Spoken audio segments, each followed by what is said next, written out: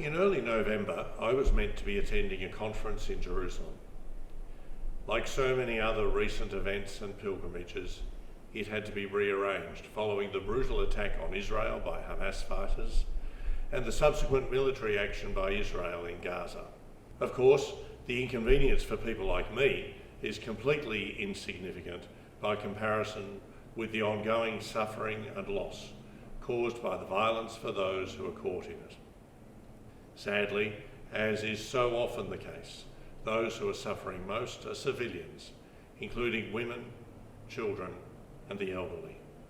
So as our thoughts turn to Bethlehem again this Christmas, there is a great sense of sadness at the suffering of those who live in the land where Jesus lived, and at how difficult it is to imagine peace in the place where Jesus' birth was acclaimed by the angels as giving glory to God and bringing peace on earth.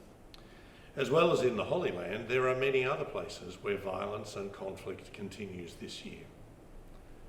Ukraine continues to bravely resist Russia's invasion, and armed conflict of one kind or another continues to inflict great suffering in places like Sudan, Myanmar, and Colombia. At Christmas, we celebrate the birth of the Prince of Peace.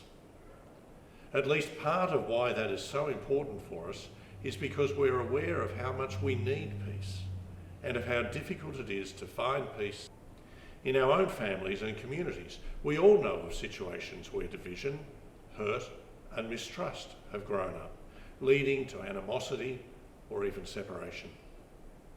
So when we come together at Christmas, we experience tension and disappointment alongside the joy and excitement of gathering together.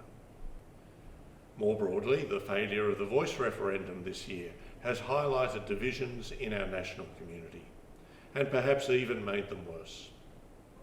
We will only be able to build reconciliation and justice if we renew our commitment to ensuring that each person in our community is valued and respected, that their voice is heard, and that practical actions are taken to respond to the needs around us. We're about to celebrate Jesus' birth, which is always an occasion of great joy and hope. We celebrate the faithful love of our God, who cares so much for us that he comes to enter fully into our lives, taking on our very flesh and blood. We celebrate the peace that he proclaimed, and we acknowledge our need for God to build that peace in our hearts and in our world.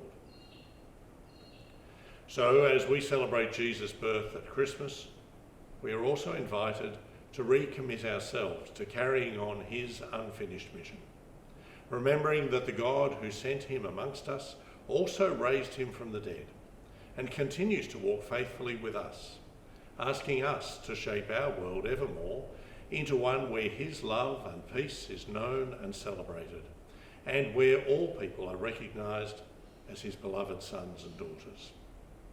I wish each of you and those you love the joy, peace, and hope of this Christmas season.